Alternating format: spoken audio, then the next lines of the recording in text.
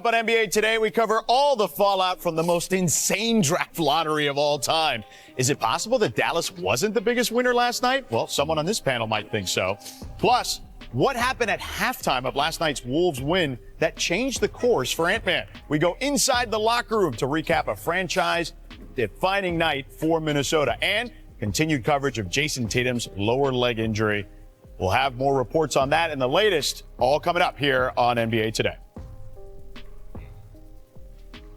All right, let's get to this developing story. With 2:58 left in last night's game against the Knicks, Jason Tatum went down with a non-contact injury. It ended what had been his best game of the postseason thus far, having scored 42 points before hurting that right leg. Tatum wasn't able to put any weight on that right leg, and we will have the results of his MRI as soon as we can. But here's our Shams Charania, what we reported yesterday out of Boston. But let's get into the highlight. Jalen Brunson and Karl Anthony Towns, a critical game 4 at MSG. The Knicks entered last night's game plus 550 to win this one. And Kat saying, you know what? I don't care about your odds. Jalen Brunson going to work on Derek White, guys. Look at this. Derek White doesn't get made look like a fool like that too often. Big body Brunson, as Perk would say. Brunson again. Yeah. 14 points on Derek White in this game. That's a first-team all-defensive team type of guy, right? No doubt. Anunoby, three-pointer. Brunson doing it all. Assist, scoring, you name it, he's doing it. There goes Steph. Knicks in the building. Fourth quarter, OG and Mikal Bridges, who's been fantastic in these fourth quarters. This was key because this is when Brunson was resting. They kept the Knicks ahead, and then their closer came in. Let's hear from Brunson. I've seen him since 2015, and I've seen the way his work ethic has grown each year, and I've seen everything he does, how psychotic he is with his work. It all pays off. Those 5 first-round picks they traded for paying off, too. Time for our Hyundai Electric moment. More Jalen Brunson going to work. Wow. Derek White's playing good defense here, Danny. That's just better offense. Instead, he's getting his body into him, not letting him get any airspace to recover and jump. Good defense, Al Horford. What are you supposed to do? Pray. Hope he misses. Here's Brunson again. Another one. The dagger. Rattles that one home. Knicks get the win. Go up 3-1. Here's Tibbs after the game. Just the way he's wired, a lot of poise under pressure. His confidence, I think, is always super high just because of the way he prepares and the way he works. No moment is too big for him. You're not going to speed him up. He's great at creating separation, and he's always got great balance on a shot. I expect nothing less from Kat. It gets to the fourth quarter, he's a bad man when it comes to the fourth quarter and clutch points. So I know we've said it before, but you get in those moments, we all trust our talent. We know what we can all do. But man, it's special when we get to watch him doing that in the fourth quarter. So shout out to him. Shout out to Kat with those sunglasses. Here is the mayhem that ensued outside on 7th Avenue, outside of MSG. Gotham City. You know what's so great about this? This is organic. This isn't organized by anybody. This is just the Knicks fans wanting to celebrate together. They are certainly celebrating. As Mike Breen said it yesterday, the biggest win in 25 years for the Knicks. The Knicks entered last night's game at plus 550 to win the East, the longest odds in the conference. One day later, they are plus 120 favorites to win the Eastern Conference. So, gentlemen, and welcome in alongside three-time NBA champion Danny Green, the Hall of Famer Mark Spears, and the host of the Hoop Collective podcast, 3? Brian Windhorst. Got a college one. I've been lucky. I'm George Sedano in for Malika today. All right, let's talk about this. Danny, the Knicks and how they're doing it, what are you seeing? I'm seeing Kat. A lot of Kat. When he plays well, that's when they go far. Obviously, OG stepped up. Mikal was unbelievable in that fourth quarter. That one-legged fader was a big play. But when Kat plays, he had a 20-point double-double. When he plays like that and is aggressive, the Knicks are a totally different team. They're very much dangerous. They scored 120 points or 119, whatever it was, more than what anybody expected them to play. And Boston just couldn't keep a lead. But it all started for the New York Knicks when Kat showed up to play last night. George, the last year and a half, the Knicks have invested massively in putting this starting lineup together. Trading for OG Anunoby, trading for Mikal Bridges. trading for Karl Towns. They are investing huge amounts of money and resources into them. They were awesome last night. Put alongside Brunson, all of them playing together, plus Josh Hart, who they traded for 2 years ago.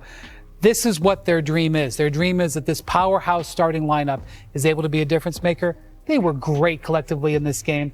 All of them contributed in one way or another, and then Mitchell Robinson off the bench was also a factor. But Bridges, twice in this series, you say that Brunson is the fourth quarter killer, and you're right. Guess what? Twice in this series, Bridges has led the Knicks in scoring in the fourth quarter, including the win in Game 2 and the win in Game 4. The combination of them results in what I agree is the most impressive win for the Knicks in 2 decades. Knicks mania is crazy, man. It's getting there. Is there a thirstier franchise in the NBA right now? No. The excitement is unreal. This could be their first East Conference Finals since 2000, bro. 2000. Years. They haven't been to the finals since 1999, so I get it. Just out of curiosity, I went and looked at Game 6 tickets, how much they are. Oh, come on. Just in case, in MSG. Friday night. Keep in mind, this is the second round. 19 grand for third row. Oh, I believe it. Second round. Yeah. Worst seat in the building, $865. And assuming they make the next step, it's about to get crazy. Yeah. Danny, what are you seeing specifically from Brunson, the clutch player of the year? I mean, I love that he's picking up the pace. He's attacking, so that he has one-on-one mismatches. They usually kind of attack in methodical ways and they slow the game down. Not last night. Run the tape. So they had a chance to get out early. He got, Al Horford and some one-on-one switches. This is what happens when you get a push the pace activity. You got the paint wide open. Boston's still trying to match up. Brunson's got Al Horford one-on-one, gets right by him. A whole lot of paint space, gets to that left hand, and he gets an easy layup on Derek White. Get the switch. Didn't take his time. Did not probe dribble at all. So Al Horford, eyes lit up. I'm going straight to the basket. I'm not wasting any time. Same thing with the switch here with Al Horford again. I'm not going to waste any time. Not going to give Boston a chance to load up and be able to help and shift. I'm going to take him one-on-one in the fourth quarter and get some baskets earlier in the shot clock, or get my team a basket early in the shot clock so we don't get grenades. All right, let's talk a little bit about the Celtics. The Celtics dropped from the East favorites to the remaining East team with the longest odds to win the conference, now at plus 850 at ESPN Bet Sportsbook. This is the first time since the season started the Celtics have not been favored to win the East. So what do we make of the Celtics here, Brian? First off, I'm not giving this series to the Knicks just yet. And that's not a commentary on the Knicks. That's a commentary on the Celtics. They were 8-2 this year when Jason Tatum didn't play. They are loaded at the top end of their talent on their roster. They theoretically could get Game 7 at home. If they win the next 2 games, it's a big if, but I'm just saying they do have potential home court advantage. Very big if. And I believe that they will rally back from this. And so what I've learned with the Celtics over the last 4 years of being there a lot in the playoffs is they lose when you think they're going to win, and they win when you think they're going to lose. And everybody's thinking they're going to lose. I'm not ready to go there. I think you see them fight back, but obviously the Tatum situation is extraordinarily upsetting and concerning. What are the repercussions of that, though, Mark? Yeah, that's why I mentioned the 19K tickets, Because in case... in the first round of playoffs, there was an executive from another team who said, I expect the Celtics to make major trades. They got 5 guys that are making $28 million or more. The 2 superstars make over $50 million, new ownership. Yep. They're going to make some changes. I don't expect this team to be the same, even if they were to figure out everything. The 2 teams... And even if Tatum were healthy, you're saying? Yes. The 2 teams I'm kind of keeping an eye on. One is the Houston Rockets. They certainly have the resources for trade. They have a coach that the Celtics players, the guys that have some money, know well and are attracted to. And then another team is the Spurs. The Spurs have this number 2 pick. I'm pretty confident Cooper Flagg's going number 1. They're not going to trade that in Dallas. But I think I'm hearing that the Spurs are going to be open-minded. They like what's at 2. His Spurs are willing to keep at 2. But if I'm the Spurs, I might be calling Boston too, see what I could potentially do there. Yeah, I mean, I love the situation for Philly and San Antonio, 2 of the teams I've played for in the top 3. They get some good picks and they can, fill out their roster pretty quickly without having to spend a lot of money. Guys, you're greasing the champions right out here. I'm going to let you guys cook on that. I'll wait till they lose another game. I just don't think so. Back to Boston. Pack them up. They're going home. I love Wendy's positivity. And reality. And they have been good without Jason Tatum, but he's led 8-2 without Jason Tatum in the regular season. In points, assists, rebounds, in every statistical category for this postseason. Without that, And without, Drew Holiday, Porzingis, I got to give a lot of flowers to the Knicks, and especially Mitchell Robinson. They could not keep him off the glass. They got out-rebounded last night. They got out-bullied. They needed more from Drew Holiday and Porzingis. And if they were playing well, those two guys, and if Derek White and Jaylen Brown were consistent, then I would say Boston has a chance. But when they're not playing that greatly and Jason Tatum is off the floor, I don't expect them back for next game, they're going home. I just don't see this going another game. I do see a different mentality from them right now, too, the Knicks. They're locked in. Going for the kill. Yeah, I do feel like they're locked in, The and they're Knicks very were gritty. extremely impressive last night. Yeah. There obviously is 2 timelines with the Celtics, but don't forget about the first one, which is this game that's coming up. No, I'm with you. I am with you on the next game. All right, let's put a pin in it for now. We'll see how it all changes, all right? And if it does change. But fates did change across the NBA last night. We haven't even discussed the draft lottery yet. The Dallas Mavericks shocked the league and walk away with the number 1 pick in this year's NBA draft. They had a 1.8% chance, okay? The team that traded Luka Doncic this winter now has an opportunity to draft Cooper Flagg, a possible franchise-changing player. Here's a look at the odds to win the top overall pick for the teams that landed in the top 5. I mentioned the Mavs, 1.8% chance to win the lottery. Came through. The Spurs only had a 6% chance to win it and wound up moving to 2. And check out the reaction here from the Mavs front office, Nico and company, when they heard the big news last night. The second pick will be made by the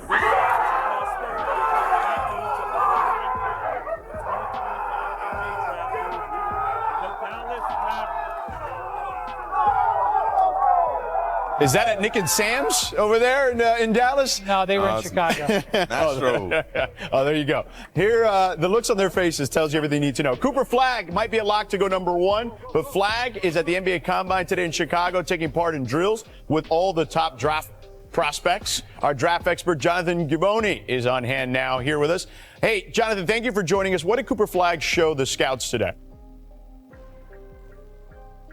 George, first of all, he measured taller than expected. He seems to have grown an inch in the past year. He's 6'9" in shoes, 7-foot wingspan, 221-pound frame, similar dimensions to Scottie Pippen at the same age. Now came into the building today full of life, full of energy, in every drill, talking to everybody, bringing energy, helping, the coaches, and went into the drills and shot it exceptionally well. The star shooting drill didn't miss. Went on a long stretch where he looked like he was making every shot.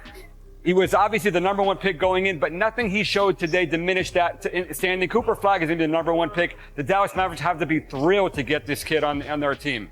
Yeah, I don't think there's any question about that. Jonathan, thank you so much for the time. Keep up the great work, my man. Dave and Buster's play of the game. Look at Ant right here before the half. Dave Pash, Tim Legler, Katie George on the call. Pash nailed that one, just like Ant did from 30 feet. They double teamed from 30 feet. Still made it. Yeah. Here's Ant. I told him we only got 2 wins. I've never seen a series end 2-1. So I told him, we got to get 2 more wins. And right now we playing like we already got 4 wins. Like we playing like they're going to lay down. And knowing this team, knowing their head coach, they're never going to lay down. That's what he said at halftime, and here's what happened in the third quarter. Him and Julius Randle just went to work. Yeah, it got ugly. Now, Juju got hot. He had a great series all series long. He's been balling all playoffs long. Yeah. They almost scored 40 in the quarter. Look at this shot. Ooh, with the left-handed. Had a crazy Too strong. Ant-Man, again, the step back, the 3 was falling. I had just come up the elevator. I was working on another story in the first half. Got out the elevator, and I'm like, where are all these Warriors fans going? They were out late in the. Here's how it went down in the third quarter after that great pocket pass from DiVincenzo to Randle. Get up one time, Drew. Yeah, they got on the Bay Bridge, dog. They were out. So Minnesota takes a 3-1 lead. Here's some more of the postgame yakety yak. Trust me, man. I wish he could be out there to play against him, no matter how it goes. But yeah, just from working out with him in the summer, that's what I told him after I hit a Tracy. Because he told me I had missed one. He was like, you weren't going to make that. You was too open. And I was like, I ain't going to never stop shooting him. I learned that from you this summer. So, yeah, man, he's the greatest. I mean, it's Ant. Like, Ant's, the brightest star in the room. And not just from what he does on the basketball court, it's his personality, how he brings everybody together. How he can communicate and just light up a room. You know what I mean? He has that it factor. One of those kids didn't look all that impressed, I feel like, on Julius's big night. All right, Annis struggled in the first half throughout this series, averaging 7.5 points per game on 26% shooting, but he's turned it on after halftime, going for almost 20 a game on 64% shooting in second halves against the Warriors. So, Wendy, the Warriors take a the T-Wolves take a commanding lead led by Anthony Edwards. All right, they've been here last year, but why will this go around go differently? Well, I think last year, they got up 2-0 on the road in Denver. They come back home and they let the Nuggets take 2 games from them. They end up winning in 7. By the time they got to the conference finals, they were totally emotionally and physically and mentally gassed. So I think they see a wounded team here with Steph out. They're not going to let that happen again. If they're going to get a gift and get a chance to win the series maybe easier than they thought, then take the gift and try to close it out in as few games as possible. I saw that vision and that all-business approach throughout the entire game last night. On the flip side with Steph, I was really watching him at the end of the game. He banged his chair once. He talked with Jimmy, who was sick. I'm sure it was an interesting conversation there. And then when the game was over, typically the injured dude's gone first. He was the last one to leave. He's kind of looking around the arena, taking it all in, which likely was for the last time. After the game, I went up to him and asked him about playing tomorrow, and he basically told me it was unlikely. And I told him that Draymond had said in the press conference that they didn't want him to be Superman, and he basically said, there's no way I could be Superman. Even if he wanted to. Even if I wanted to. Right. So, yeah, it's beginning of the inevitable, it appears, and obviously, there's some hope that Steph could come back for Game 6, but based on what I'm seeing, this team is out of gas, man. Yeah, pack them up. It looks like they're going home. And I knew when Steph got the injury that it was going to take some time. A hamstring, I don't know if anybody's had one before. I've had one. It takes, if you want to be safe, probably about 2 weeks before you can come back and exert that type of explosion for playoff energy. A week and a half is really pushing it. But even Jimmy's play, just watching Jimmy play last night, it told me that Steph's not coming back. Because if he had any idea that Steph had a chance of coming back, he would have given his all and tried to find a way to get them one win so that Steph could be back for Game 6 or 7. But Jimmy last night, even though he is older, I know he's getting gassed. He's not able to do what he has done in the past in Miami. But, he just showed his lack of aggression showed me that there was no hope for Steph coming back. And he was like, I'm not going to exert that energy and kill myself for where we don't have a chance because our Batman's not going to show up. Yeah, Passion Legler were talking about that during the game. They were waiting for him to kind of take over, and it just never happened, Brian. Yeah, he was under the weather. I don't know how much that affected him, but the Wolves also did a really good job of focusing on him. They have great length. Lakers learned this. The size difference and the depth difference matters. Yeah. The Wolves are deeper right now because the Steph is out, and they're bigger, and they've used that to their advantage. I think Jimmy's in a lot more pain than he's. From that first series. You could just tell. Yeah, the back injury, right? Right. He fell on his back. No, and Danny, when he takes area. the ball to the hole, there's a big boy way about him and his finishing and his little mid-range jumps and his runners. They're non-existent this series. Yeah. All right. Well, let's move forward here. In case you missed it, after the Wolves took Game 4, Julius Randle's son Kai shared some simple advice he gives his dad before every game. Words that seem to be working. Let's take a listen. I like to hype him up, and I like to just watch him play and play his hardest. What do you tell him? I don't know. I just tell him to lock in and play good. Good advice. Breaking news, Mavericks are trading Luka Doncic to the Lakers for Anthony Davis. This deal materialized in the shadows. Luka Doncic, Anthony Davis, LeBron James had no idea this was coming. This was the biggest trade in NBA history. LeBron has dreamed about playing with Luka Doncic for years. Dallas Mavericks, clearly you lost all faith in Luka Doncic. Dallas won it for the now, and the Lakers won it for the future. What a difference a lottery makes. The Dallas Mavericks had a 1.8% chance to win the lottery, and they went out there and did just that.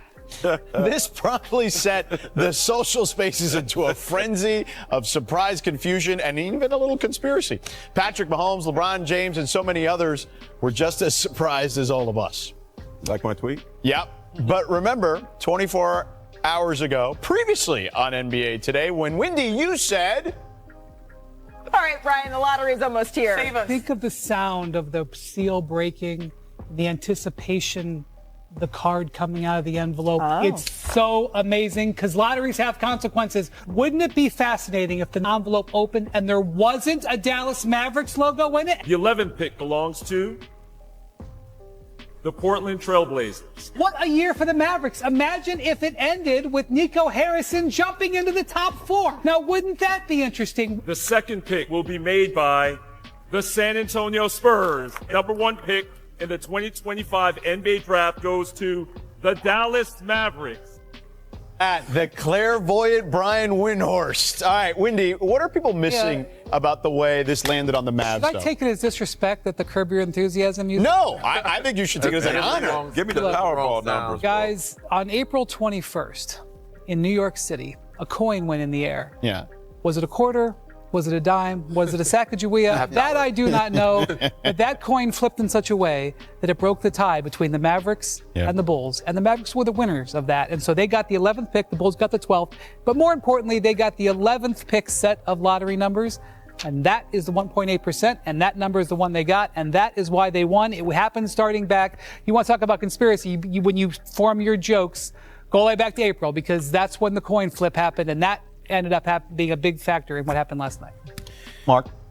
You know, Nico Harrison and his crew walked into Mastros last night about 3 miles away from the draft lottery. They were good with 11. Like you mentioned, they won a coin flip. They're good. Yeah. Then when 11 came, they weren't there. And then boom, boom, boom. They had it. You saw the emotion. You know, it's been emotionally exhausting for Nico and his staff. Nico's taking a lot of the bullets. His staff is taking shrapnel. One of their scouts, a game about a month ago, left just angry because he said he got tired of people talking stuff to him. This is a scout. Right. You know, but now things are certainly different.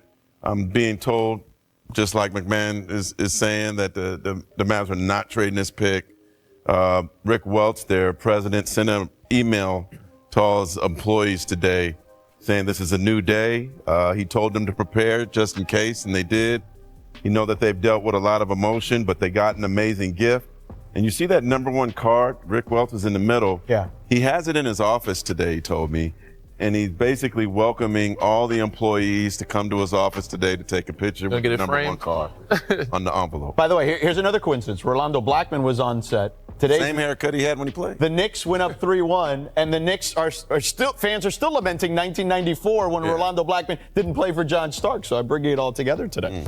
So, all right, teams moving up have become the norm since the lottery system changed in 2019 to flatten the odds and draw for 4 spots instead of 3. So 3 have moved up every year since they've made that change. And 0 teams with the worst record in the NBA have won the lottery since the NBA flattened the odds from 25% to 14% for the worst team starting in 2019. The 2018 Suns are the last team to win the lottery with the worst record. Monday, Jazz Governor Ryan Smith may have had an epiphany on Twitter on Monday morning. Said, quote, woke up frustrated, went for a run, audibly screamed, sun peeked over our mountains, ran into a fellow disappointed Jazz fan, remembered this is Utah. So getting back on the horse with the best fans in the league because it's what we do here. Goal doesn't change. He also has billions of dollars. He does have that. And Qualtrics, yes, I think as well. they get good value with their pick. Yeah. Well, Danny, what's your takeaway from the lottery results last night? I mean, I talked about it earlier. I love the fact that my Sixers are in there, my Spurs are in there. They get a chance to do some things. And Dallas, you know, they played to the end and they deserve to be rewarded. They had some unlucky breaks, but these teams just so happen to be conveniently lucky every year. And I think there's another way we can find, or a better way, to make sure that these other teams that deservingly so to be in the top 4 get those picks. But I'm not saying that Dallas shouldn't get a top pick, but number 1 at a 1.8% chance is kind of crazy. But lucky break for them, happy for them. And one of the people that I felt most for this postseason or this summer was Klay Thompson. And I'm not a Warriors fan. I hate playing against them. They kicked my butt a couple times. But he went to Dallas to play with Luka. Luka ends up leaving. AD ends up getting hurt. Their whole postseason is and Kyrie gets hurt.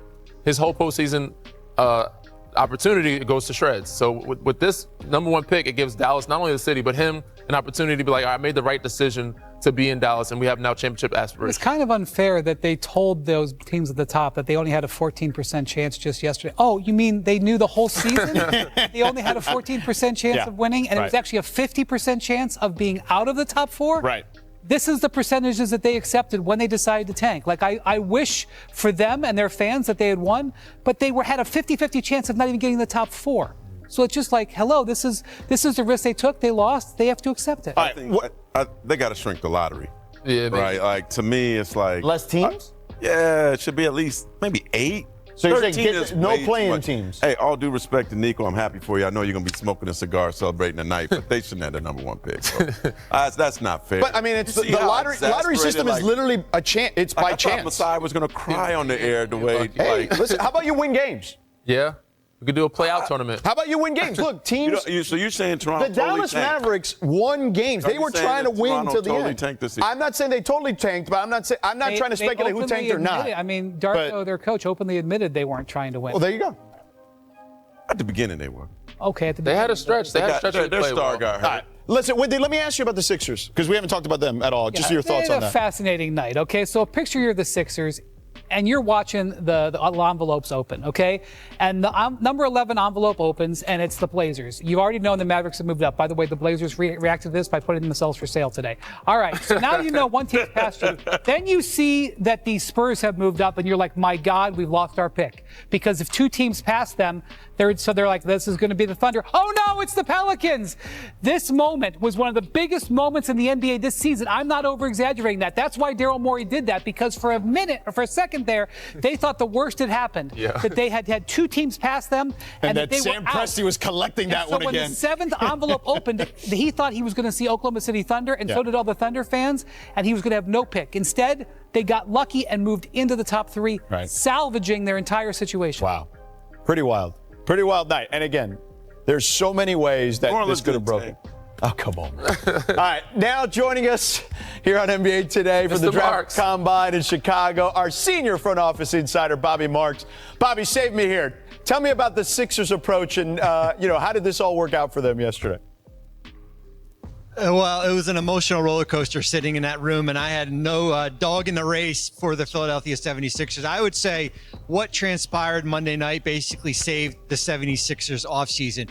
The ability to land in the top 3, although they did not get the number 1 pick, to be at number 3 and not give that pick to Oklahoma City if it fell out of the top 6, saved their offseason here, especially with the injuries to Joel Embiid and coming off a year with Paul George last year and Tyrese Maxey. I think the goal now going into this process that has certainly started is there an opportunity maybe for you to move up to number 2? What is the separation between a player like Dylan Harper or Ace Bailey? Or are you content staying at number 3 here? They certainly have the draft assets to do that if they want to. I think we'll learn a lot about the Sixers in the next 4 weeks leading up until the June draft.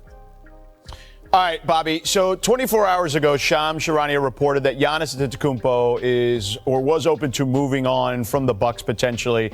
29 other franchises are obviously got to get ready for that potentially. So, Bobby, what team is in a better position now to make a move for Giannis potentially?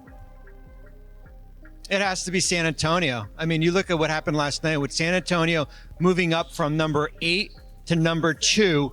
They are in a position to draft a franchise player. Certainly, as I mentioned before, likely a player like Dylan Harper. I think the big question is, does Dylan Harper and Stephen Castle work together here? Then you look at having the 14th pick in a draft. So when you're thinking, does 2, 14, certainly future draft assets. You have an Atlanta unprotected first in 2027. You still have players like Devin Vassell on your roster. I think, certainly Dallas was the big winner last night, but I think certainly San Antonio helped themselves immensely if they keep that pick or if Giannis does become available to go out and try to make a trade for him. Bobby, thanks for the time, man. Appreciate it. There he is, Bobby Marks, our senior NBA front office insider. Look, for me, it always made sense if Giannis was going to move somewhere that San Antonio would be that place because you've got Wemby, you've got De'Aaron Fox, Giannis just fits perfectly, I think, between those two guys in regards to their game. But, Wendy, you mentioned yesterday that there would be some teams that would benefit beyond Cooper Flagg. How do you feel about all this? Yeah, Cooper Flagg can start looking at real estate listings in Dallas. He's going to be a Maverick, it seems.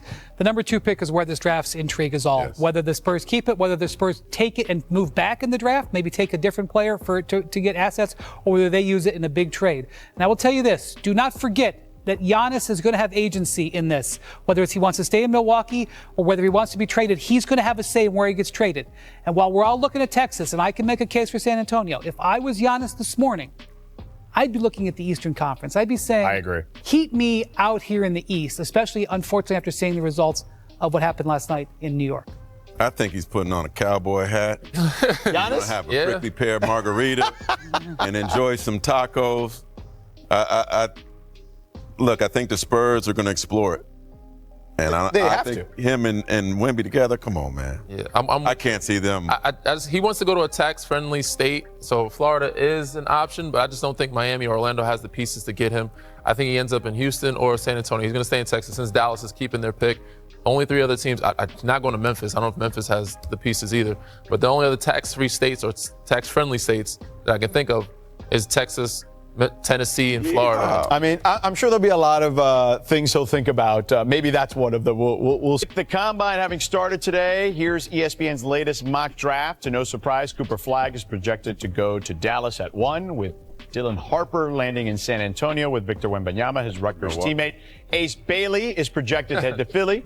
Baylor's VJ Edgecombe ending up in Charlotte, and right behind him, Utah gets Jeremiah Fears of Oklahoma.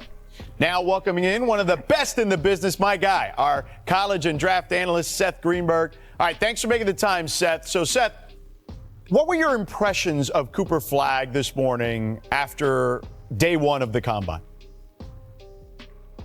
Cooper Flagg is Cooper Flagg. His ability and his poise to handle any and every situation, he does it seamlessly. Did a great job in the NBA shuttle. That's great. But, you don't define Cooper Flagg on any one thing. You define Cooper Flagg on his body of work, his skill level, his versatility, his ability to impact game. Look, he's 6'8" with a 7+ wingspan who can change ends of the floor with a ridiculous skill set. He did a great job in his measurables today, but that's not how you measure Cooper Flagg's impact. You measure his impact by his game, and his game is next level. And how will that game fit within the Dallas construct, you think, Seth? It's an absolutely perfect fit. In fact, there's less pressure on Cooper Flagg as the overall #1 pick going to Dallas than it was going to Duke last year as the best player in the country coming out of high school. Why? Because of fit. If you think about the Dallas Mavericks, what are they missing? You got Kyrie Irving, you got Klay Thompson, you got Davis, and you got Lively. What are you missing? A small forward. Now, he's not going to have the pressure that most overall #1s have because he's playing with all-stars. He's playing with some of the best players in the history of the game. What does he need to do? He needs to be Cooper Flagg. He's a facilitator. He's a playmaker. He's a shot maker. He has defensive range. He can rebound his position. He can be a secondary ball handler and play off of those all-stars. So, to me, he impacts the game every single time down the floor. This is the absolute perfect fit for Cooper Flagg. Seth, the waiters at Gibson's in Chicago are telling me you've got some guys outside that top 3 you're interested in. They've been talking about Texas guard Trey Johnson. What do you think of him? He's a bucket. I mean, talk about 6'6". He reminds me of Ray Allen, but you look at his game, his ability to move off the ball, shoot the 3, his ability to use a shot fake, get in the lane. I mean, the guy is a world-class 3-point shooter, has terrific footwork, can play off the bounce, can shoot the 3. I mean, if you look at his measurables in the shooting drills, he was absolutely off the charts. His ability to make shots makes him plug and play ready. If you look at right here, Trey Johnson, 73% in the drills off the dribble. On spot up threes, 68% 3-point shooting overall. All right, 64%. His shot-making ability, his ability to play off the ball, his ability to attack closeouts and have a middle game, that dude is a match-up problem. Reminds me of Ray Allen. Wow, that's pretty big praise for sure. All right, before you go, there's one more player you feel could fit with any team he lands on this coming draft. Who's that guy, Seth? Yeah, Jeremiah Fears is just explosive. You talk about a guy who has shake to his game, a guy who plays with speed, changes pace, changes direction, can get in a lane, has a floater, great finisher, does a terrific job of playing in the open court, play out of ball screens. He reminds me a little bit of Kyrie Irving. I mean, you talk about his ability to attack. He's going to play with greater space. He's terrific. Watch here, a little shake, step back, bam, knock down the three. Terrific in the open floor. But there's this other guy. He played for Dallas. Right now, watch him come off this dribble, a hand up, boom, step back, side step, boom, knocks down the three. This guy has speed, athleticism, quickness. He's explosive off the bounce, terrific finisher, has a high feel, and he's only 18 years old. Wow. He's only going to get better. At 6'4", this dude is going to be a difference maker wherever he goes. Seth, you're a difference maker on this show today. Thank you, brother. Appreciate you. I'll see you soon. George, I'm pump faking my way through life. All right, Seth, we'll see you, man. Hey, we're only 3 days away from the start of the WNBA season, but Sabrina Ionescu already looks in midseason form. Back where it all started in Eugene. There she is, getting a little hug from the Duck. They're taking on the Toyota Antelopes of the Japan's Women's League. Early in the first, Cloud finds Ionescu for the deep three. Liberty down 1. 3 minutes to go in the second. Liberty up 2. Ionescu gets open, knocks down another 3. I wouldn't go under on the screens. Yeah. Now, this one from the logo. From the O. Wow. Court, by the way. Let's see it again. Now, early in the fourth, Liberty up 65-51. Leona Odom gets it to Ionescu. Right here. From the wing, another 3. Liberty up 17. Fans loving it. 6 minutes to go in the fourth. Liberty up 16. Rebecca Gardner finds Ionescu, who hits one from the logo again. Let it fly. Ionescu, 6 made 3-pointers, 25 points. What's your favorite team? Comment below, and if you liked the video, please leave a like. This really helps the channel grow and brings you even more content. Oh, and if you're not subscribed yet, what are you waiting for? Click the subscribe button and activate the bell to receive all notifications. With each game, we notice that the NBA is getting more competitive every day, and all the teams are looking for reinforcements to win the championship. And only here can you follow your favorite team daily with incredible content from different sources. Here on the channel, there are new videos every day with analysis, curiosities, and the best moments in basketball. That's it for today, folks. Thanks for following along. The NBA doesn't stop, and neither do we. Until the next video. NBA, the passion that connects us.